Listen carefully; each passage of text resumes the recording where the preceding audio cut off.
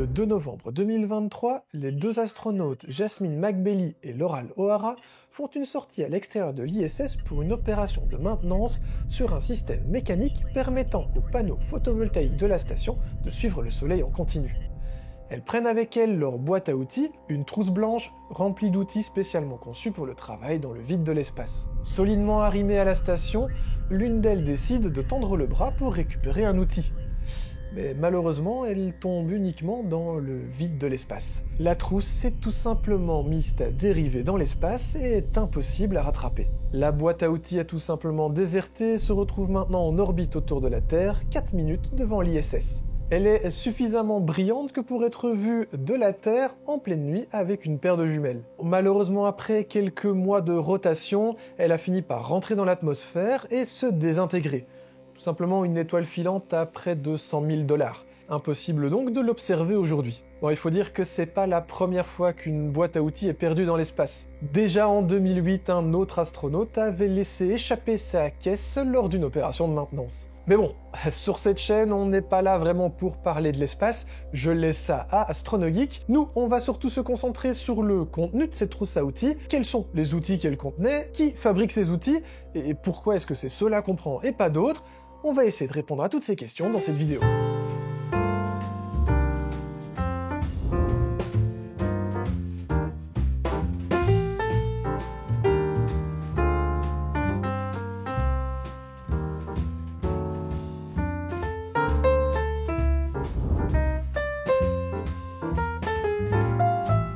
Bonjour à tous et bienvenue dans cette nouvelle vidéo de l'atelier. Comme je vous le disais aujourd'hui, on va parler des outils utilisés par les astronautes dans l'espace ou à l'intérieur des vaisseaux. Parce que oui, vous vous imaginez bien que pour aller travailler dans l'espace, vous n'allez pas simplement pouvoir utiliser votre visseuse DeWalt, ou Festool, c'est la même chose.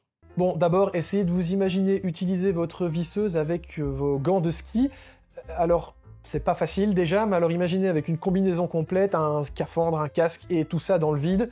Ça devient très compliqué. Vous imaginez donc bien qu'il faut que les outils qui vont être utilisés dans l'espace soient réfléchis de manière ergonomique. Et puis, au point de vue des conditions atmosphériques, c'est pas la joie non plus. L'outil doit pouvoir fonctionner dans le vide, ce qui n'est pas toujours le cas quand vous avez des pièces en rotation et des moteurs. Il doit aussi pouvoir résister aux rayonnements spatiaux, et puis aussi et surtout aux grosses différences de température entre le moment où il est face au soleil et au moment où il n'est plus dans le soleil. On parle quand même de plus 150 degrés et moins 120 degrés. C'est une sacrée différence de température que vous n'aurez jamais dans votre atelier, même pour ceux qui travaillent dans un abri de jardin pas chauffé.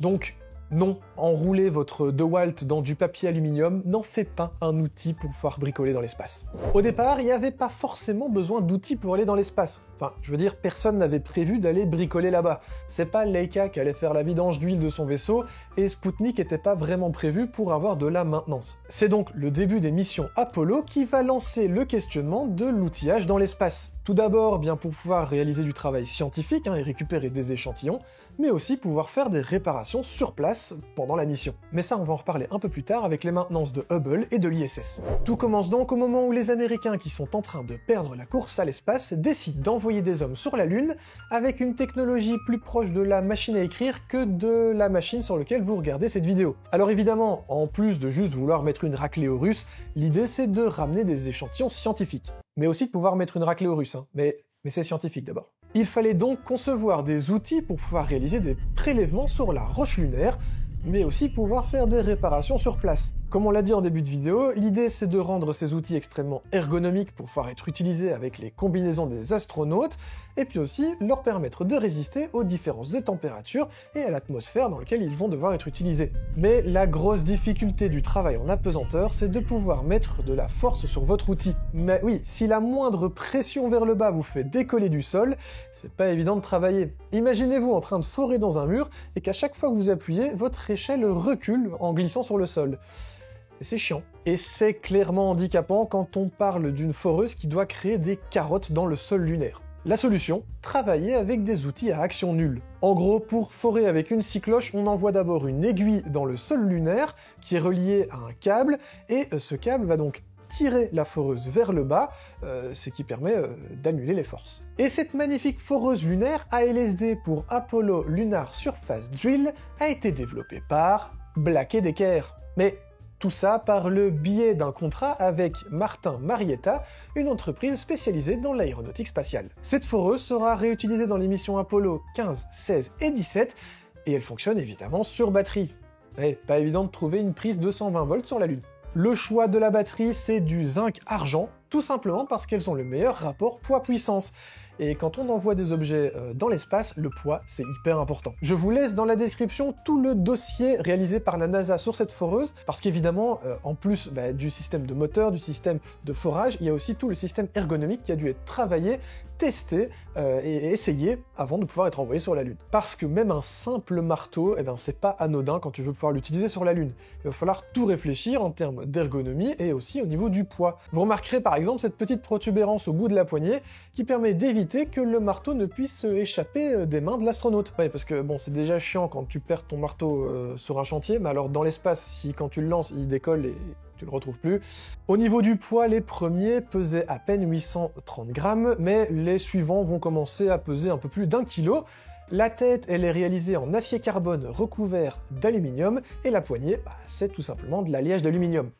On fait quand même au plus léger. Et ils sont développés et fabriqués directement par la NASA au Johnson Spacecraft Center.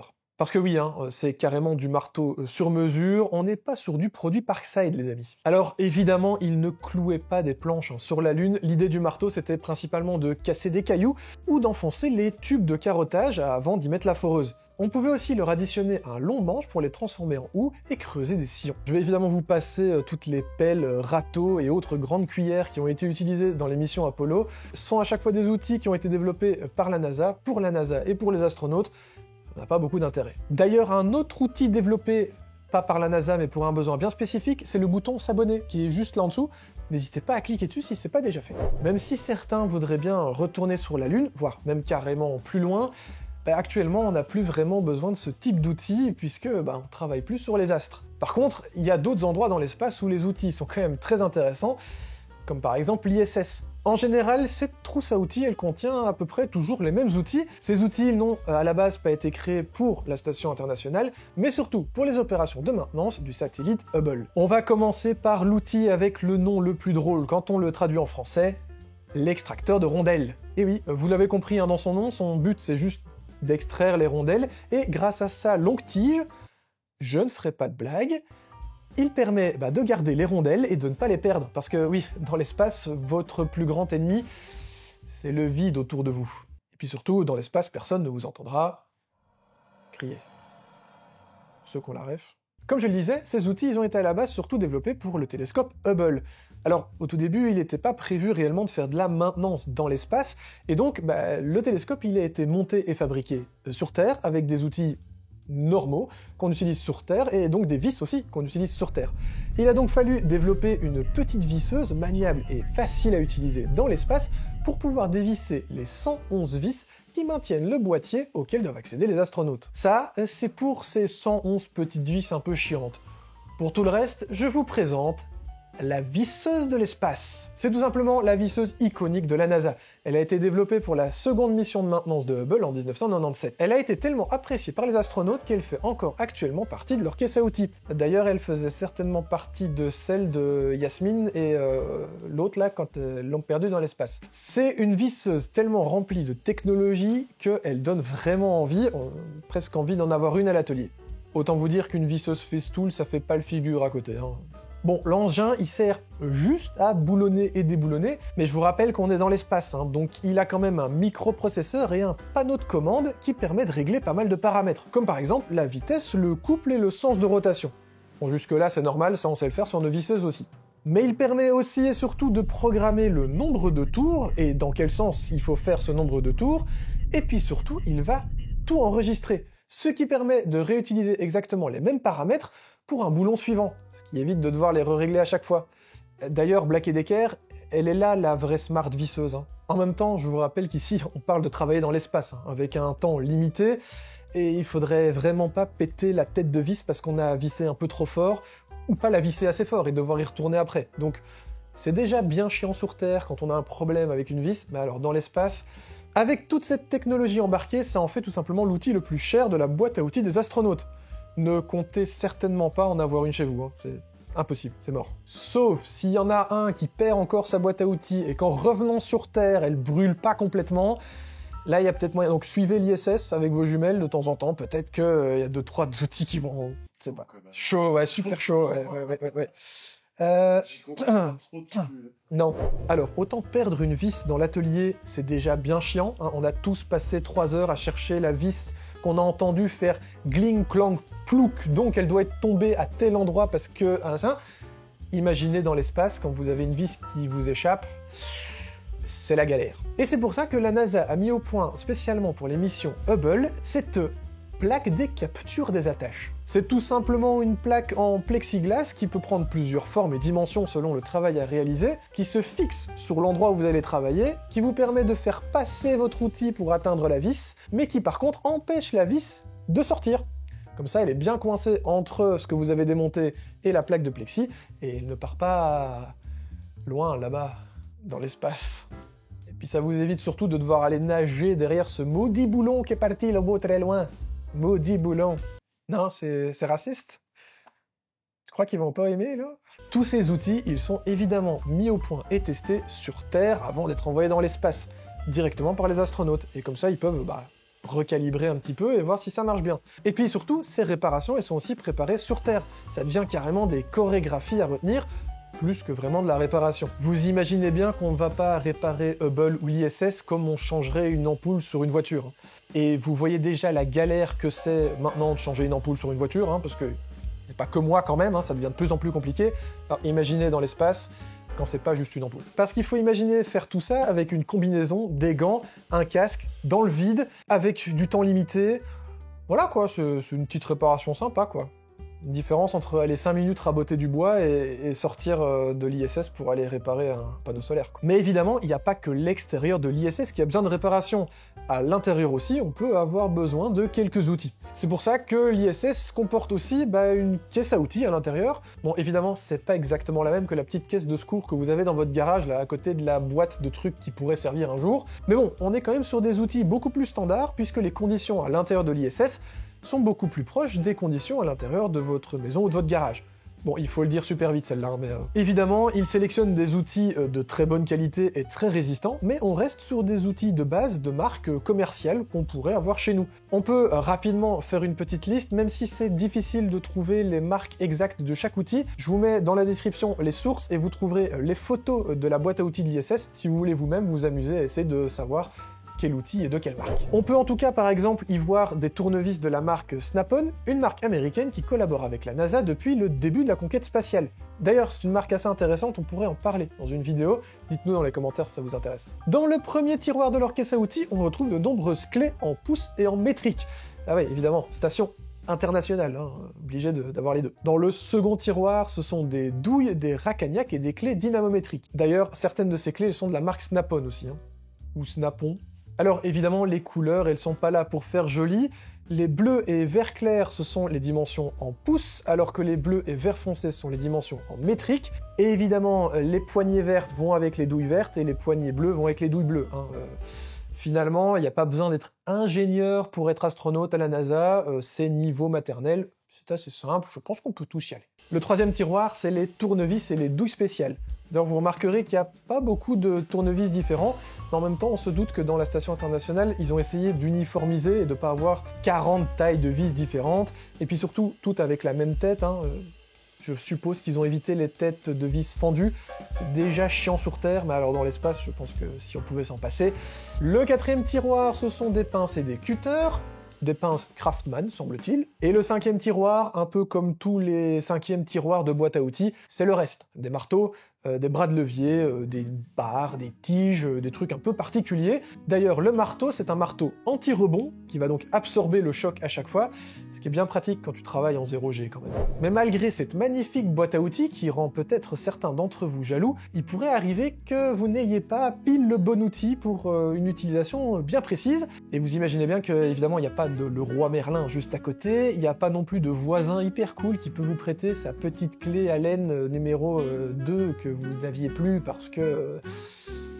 Parce que merde, on sait plus où les ranger, ces clés Allen. Bon, voilà, on en parlera dans une prochaine vidéo. La seule solution alors, c'est d'affréter une fusée spéciale pour vous envoyer l'outil, mais vous imaginez bien que ça peut prendre plusieurs mois, voire plusieurs années, et dans ce cas-là, il faut espérer que le problème n'était pas une fuite de robinet, hein, parce que sinon c'est mort. Même si on imagine bien que ce genre de problème ne doit pas arriver souvent sur l'ISS, mais il faut déjà commencer à réfléchir à la suite, c'est-à-dire les colonies sur la Lune et sur Mars. Elon Musk, si tu nous entends, arrête de faire de la merde. Et c'est entre autres pour ça qu'en 2014, la NASA envoie une imprimante 3D sur l'ISS pour tester l'impression en 0G. L'idée, c'est d'imprimer sur place 20 objets. 19 auront déjà été imprimés une première fois sur Terre, afin d'être comparés à leur impression réalisée dans l'espace, et le 20e objet est un objet uniquement réalisé dans l'espace, et ce sera tout simplement une clé à cliquer. Cette clé d'ailleurs, elle aura été envoyée par mail aux astronautes. Le projet a été plutôt une réussite, même si évidemment il y a plusieurs ajustements à faire, mais au vu de la nouvelle imprimante 3D qui imprime en métal qui a été envoyée dans l'ISS, je pense que l'idée de produire ses propres outils sur place est plutôt bien avancée. Pour ce qui est de l'impression 3D et de ses spécificités, je vous renvoie vers la chaîne du Créatelier. C'est juste là quelque part. N'hésitez pas. Évidemment, en plus des outils manuels, sur l'ISS, on a aussi des outils électroportatifs. Comme par exemple cette visseuse Makita 6213D qui a été envoyée sur l'ISS en 1998 et qui, semble-t-il, est toujours utilisée aujourd'hui. À l'époque, c'est leur technologie de batterie NIMH qui a fait pencher la balance pour ce modèle. Elles étaient tout simplement considérées comme beaucoup plus sûres que les autres types de batteries existants. Et quand on envoie des objets dans l'espace, la sécurité c'est un tout petit peu important quand même. Et en plus, elles ont une meilleure capacité de stockage d'énergie pour un même poids. Et dans l'espace, le poids c'est important, pas forcément dans l'ISS, mais surtout lorsqu'on doit envoyer l'objet dans l'espace. Ce n'est d'ailleurs pas le seul outil de la marque qu'ils ont dans l'ISS, puisqu'on a pu voir aussi un astronaute passer l'aspirateur avec un aspirateur sac à dos de la marque japonaise. Même si il existe aussi un aspirateur sur secteur dans l'ISS. Ouais, parce qu'il y a des prises secteur dans l'ISS. Alors que sur la Lune, il n'y en avait pas par contre. Enfin, sauf si le tournage de la Lune s'est fait dans un studio avec Kubrick, dans ce cas-là, il devait y avoir des rallonges et des câbles électriques. Et qui sait. D'ailleurs, dans l'optique d'un retour prochain sur la Lune, il existe un vrai game de l'aspirateur à la NASA. Parce que oui, se balader sur la Lune, ça soulève énormément de poussière. Un peu comme quand vous passez la journée à la plage ou vous allez jouer au bac à sable avec les enfants. Quand vous rentrez, c'est chiant, il y a du sable partout. Exactement la même chose pour les astronautes, sauf que le sol lunaire, c'est un tout petit peu plus dangereux que le sable du bac à sable. Il est donc impératif de trouver une solution pour aspirer correctement les combinaisons. Les missions Apollo avaient déjà mis au point un système d'aspirateur, mais clairement il y a moyen de l'améliorer. Je vous laisse dans la description, dans les sources, vous aurez tous les dossiers de la NASA qui sont en cours ou qui ont été faits sur les recherches au niveau des aspirateurs. Vous verrez, c'est un monde incroyable. L'aspirateur à la NASA, c'est vraiment un truc... Ce qui est cool, c'est qu'il y a potentiellement un ingénieur, tu lui dis « Tu travailles où ?» À la NASA, tu te dis « C'est trop la classe, tu travailles sur quoi ?» Sur les aspirateurs. C'est moins la classe. Bon, je sais pas vous, mais moi en tout cas, quand j'étais petit, j'étais un très grand fan de l'espace, et ça m'a donc fait énormément plaisir de me plonger dans tous ces papiers de la NASA. Je savais pas qu'il y avait autant de choses en libre accès. Je vous laisse évidemment dans la description, comme d'habitude, les sources, et vous découvrirez donc tous les papiers sur lesquels je me suis basé, mais allez-y, fouillez, il y a plein d'autres choses, j'ai certainement raté des trucs. En tout cas, on arrive à la fin de cette vidéo, j'espère qu'elle vous a plu. N'hésitez pas, comme d'habitude, à laisser un petit pouce vers le haut si la vidéo vous a plu, évidemment à vous abonner si c'est pas déjà fait, à nous suivre sur les réseaux Facebook et Instagram, et si les outils un petit peu étranges et différents vous intéressent, je vous renvoie vers cette vidéo, et je vous dis tout simplement, tchuss les Atelieros.